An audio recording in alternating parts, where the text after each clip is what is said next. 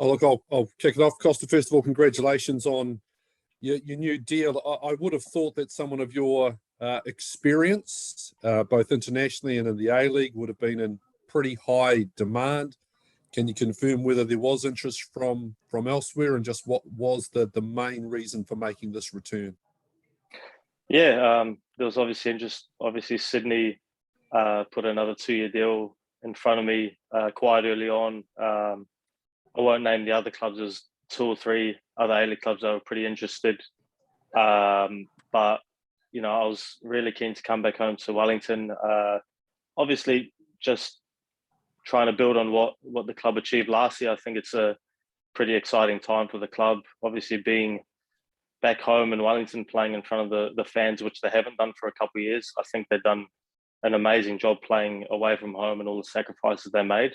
And just the excitement of the squad. I think they've got some really good young Kiwis there, some Kiwis who've had a good few seasons under their belt now. And obviously, Uffy as a coach, I got asked yesterday if I'd asked around what Uffy was like, but I just said I didn't really need to, you know, because I can see it on the TV, see how his coaching style is and how they play. And it's obviously a pretty familiar formation, I guess, for me. A little bit different type of play, but formation, so it's one I'm familiar with. Costa, you mentioned, and it was mentioned in the press release about, you know, the challenge of bringing a title to the Phoenix. Based on your observation, I'm sure you would have had to scout the team a little bit during your time. What is the main area that you think you can help improve the Phoenix with to ultimately achieve that goal of a championship? Yeah, I mean, football's a game of fine margins. You know, I think even the boys against Western in the playoffs last year, fine margins. I thought they were by far the better team on the night, and just those little things don't go your way. I think I can obviously bring a lot of experience playing in the league for a long time. You know, obviously on the field, I think everyone knows sort of what I can do by now. I've been around long enough. You know, hopefully goals, a lot of energy. You know, I think most people would say I'm quite good to be around the change rooms to have around. So just little things, you know, like that. I think in the preseason, we have a long preseason and you work really hard, but it doesn't guarantee success, you know. So you just have to have as many little things as you can right, and you'll sort of end up where you sort of, I guess, belong in the end, but sometimes it doesn't completely go your way. So we just need to push those little things a little bit better, and I think the club's in good stead. Thank you. I'll hand over. Thanks, Costa. Thanks, mate. Hi, Costa. It's Nathan Lim here from News Talk CB Sport in Auckland. Thank you for your time. Obviously, you're no stranger to the club, and you're bringing a lot more, I guess, experience, and you know, you've got a whole lot more behind you compared to early on in your career. What makes this time with the Phoenix different, both from a personal perspective yourself and also for the team? Yeah, I think just from observing from outside and obviously talking to a few of the guys and people around the national team setup, there's a lot more sort of stability. I think there's a real structure in the way the team plays now, and it has been for the last couple of years. I think in the past when I came, we had sort of high hopes. When I came last time, we had on paper really good squad, but there was sort of not really any cohesion. You know, we sort of play one way and then the next week a different way, and it was sort of a bit, you know, off the cuff. And I think if you look at our squad, then we should have done a lot better, you know. So I think, yeah, just having that stability, I think, is massive. And yeah, on a personal level, I think having 2 young kids, I spoke in the interview yesterday, that my oldest daughter's only met my family once. My youngest hasn't met any of my family back home. So I think it'll be great after everything that's happened the past few years to spend a lot of quality time with them as well. So I think it's timed really well and it's worked out really well. Just with obviously the Whites, falling short against Costa Rica, but there's been a real buzz around the sport of football in New Zealand lately with the success that the All Whites have had, and obviously now with the ALeague coming back. Do you think that there'll be a different kind of reception to the Phoenix themselves, getting to play back in New Zealand again for the first time, and also what you guys have been able to achieve on the international stage? Yeah, I hope so. And I think the fans can be proud of the boys that were involved in the All Whites. I think, all four of the boys that were in that last camp put a really good foot forward. And, coming into the new season, there's going to be a lot of excitement coming off the back of that. Like I said before, what the boys have done last year and the year before, after, making a lot of sacrifices, they add a lot of character to the league, I think, the Phoenix, and I think everyone should be really excited with what the club's going to put together this year. Cool. Thank you, mate. Thank you.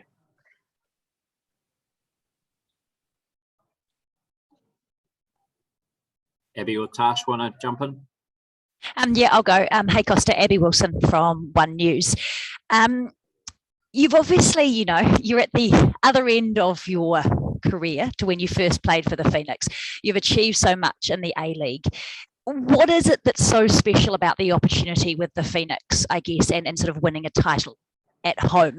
Can you talk me through why that would be special in an already long and illustrious career?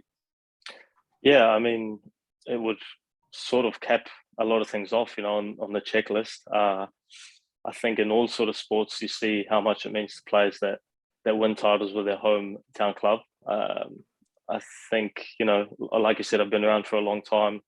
My body feels really good. I feel like I can contribute a lot. I had a really unlucky injury last year, which kept me out for the majority of it. But yeah, I feel really good. I look after myself. And I just think, this would top off, this will be my 16th season as a pro. So it just goes to show, I've had 4 years at the Phoenix. The first 3, I was pretty much a kid and I didn't have too much to contribute for one reason or another. And I think now, it would be unbelievable. I said earlier that I don't like to sort of, project that we're going to say we're going to win the league. I think it's obviously something that everyone works hard to do. That's why we're here. But we just need to set big goals internally, work hard, and if we do that, we'll give ourselves the best possible chance. And I think me, along with a few of the other Wellington boys, would mean that much more. Like you say, you were a kid when you first played for the Phoenix, and now, will you feel extra responsibility sort of because of your seniority, your experience? With that, does it come pressure as well?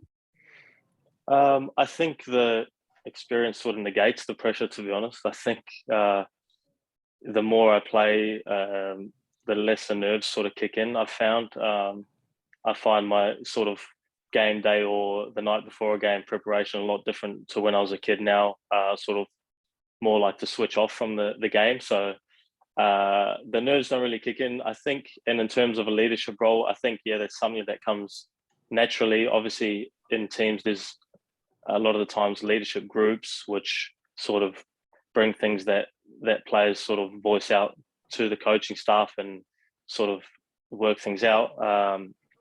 Whether I'm involved in that or not, I think you can put your stamp on the team just by your presence and how you project yourself on the field and off the field. So, I mean, experience, is a big thing. And in past clubs that I've had where we won championships, experience got us over the line a lot of the time.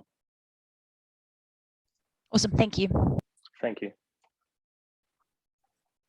Costa, hello, Andrew Vorman here from Stuff. Almost a week on from the match against Costa Rica last week. Where's that one sitting in the mind for you at the moment? Yeah, not great.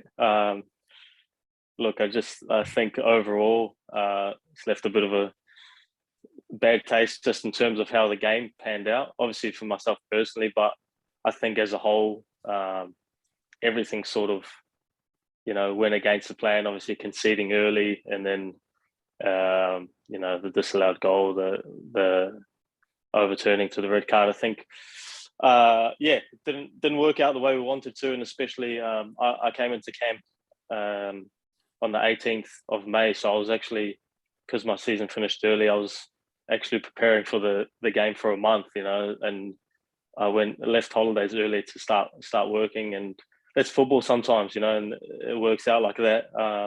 Would it have changed the outcome of the game on my end?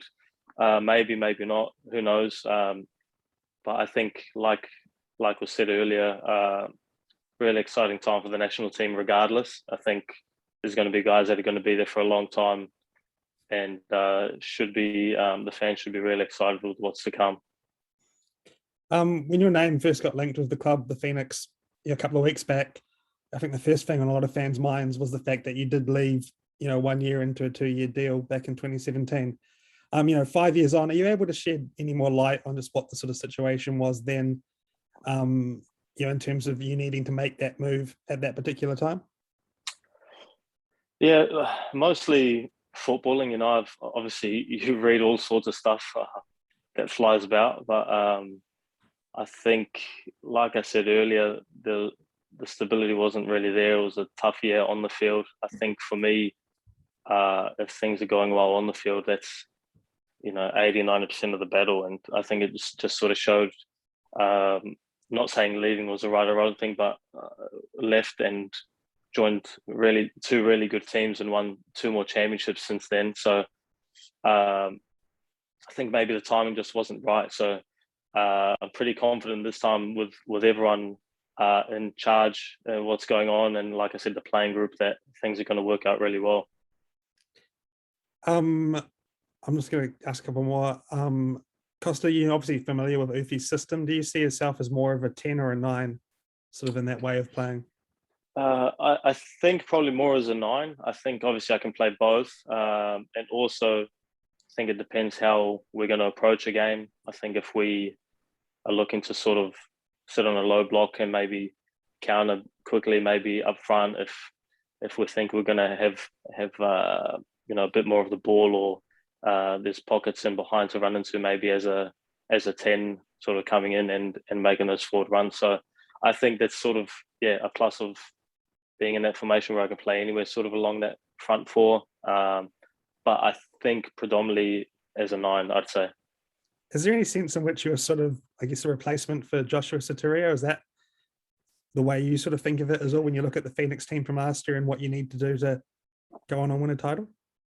I think with the A-League, there's a lot of overturn every year. I think that's just a way of, with the 1 and 2 year deals, 3-year deals are sort of pretty rare. So, in terms of personnel, I think Joshy did a great job last year, especially. I don't look at myself as a replacement for anyone, really. I think everyone sort of has different traits. So I don't see it as I'm coming in because somebody's leaving. I just sort of adding another dimension to the team, I guess. Oh, cool. Anyone else want to go? Yeah, anything from you, Tash? No? Or any other questions from anyone? Yeah, I've got Sorry. Another one, just to give Andrew a wee break just for a brief moment. Kosta, you mentioned about Ufi and how you didn't have to go around too much in terms of wanting to go in and work with him. Abby alluded that obviously you are sort of getting a wee bit on in your career. Is there a sense of that we could see you almost acting as an on-field assistant coach? Is that something you would like to move into? And given the young players that you spoke about before, do you see this as a nice way of maybe transitioning into that over time? Look, I think it's not something I've thought about too much, to be honest, because I've always thought, performing on the field, it takes up enough of my energy, to be honest.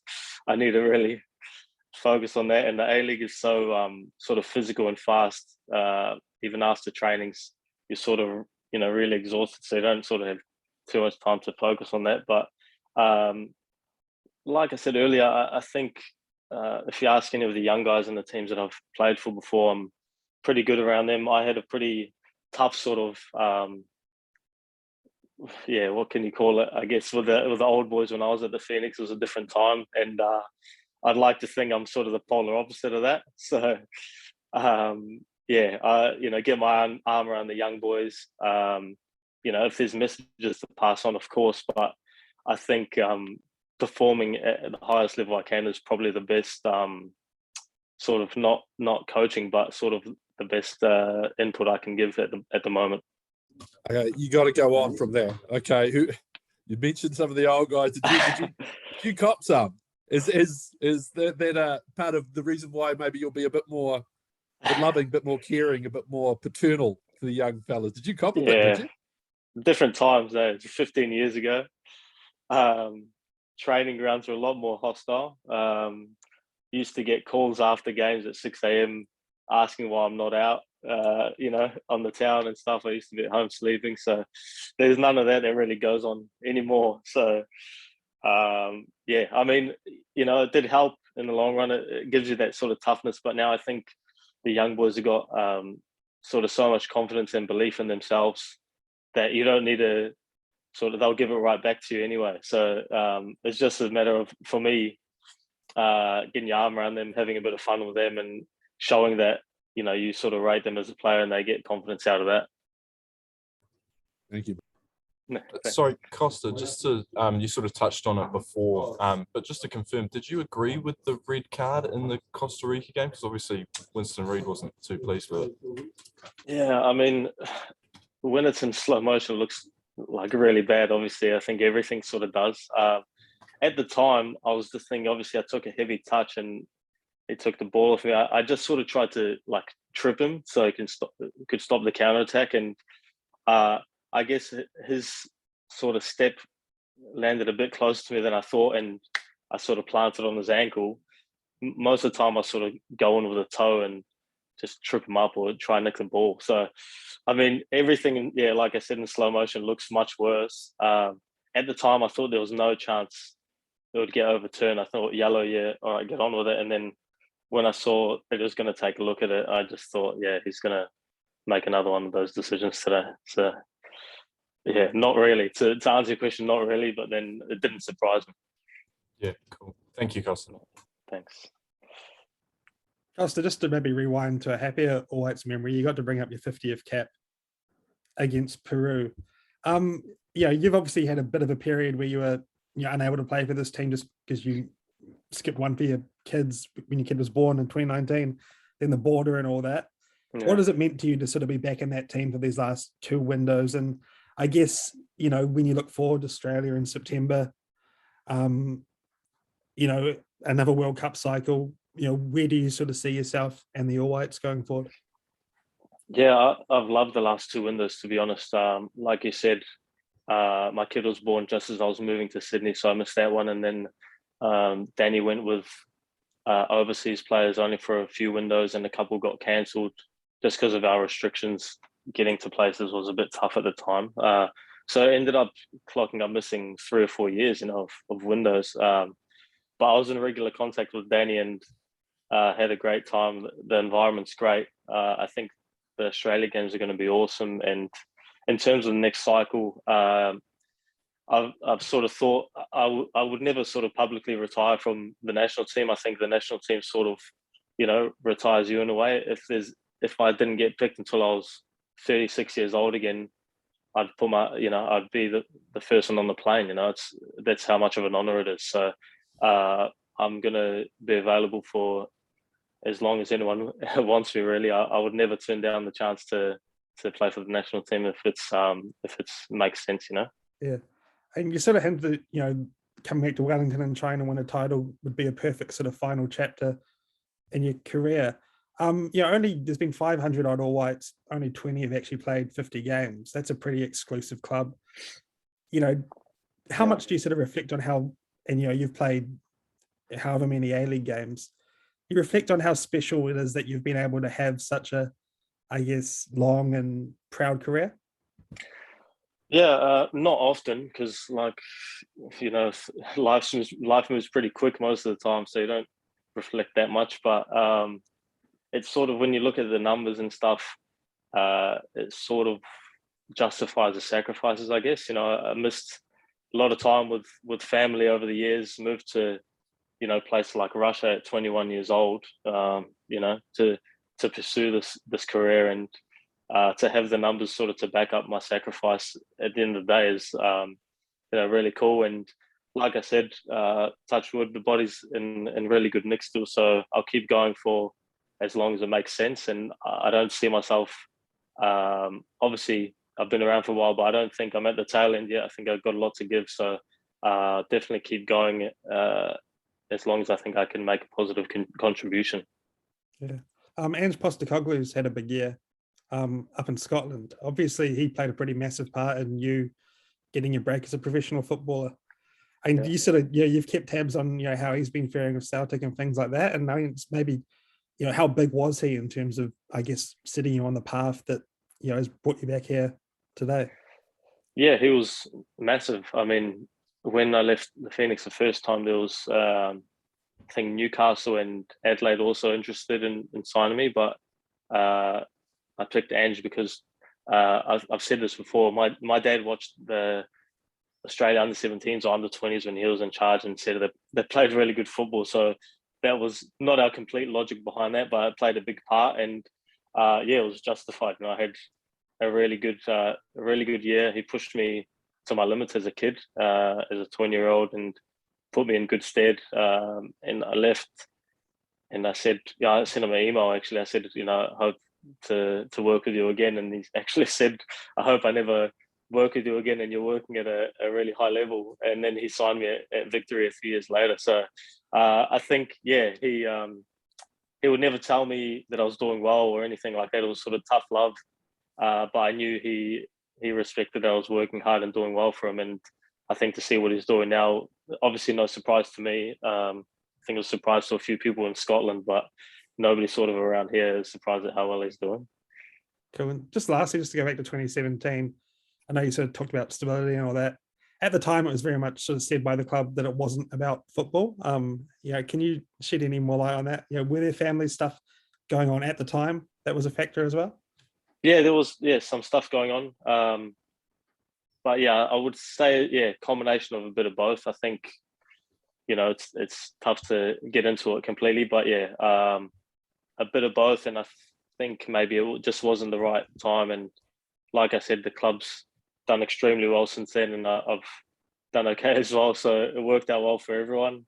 But it's I think now's a great time, especially with the border sort of opening up, and we can be based back in Wellington and have the fans. No, cool. Thanks, Kosta. Thanks.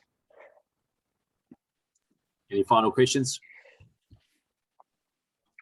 No, I think we're done. Thank you, Kosta. Thanks, everyone. Thank you, Costa. Thanks, guys. Appreciate it.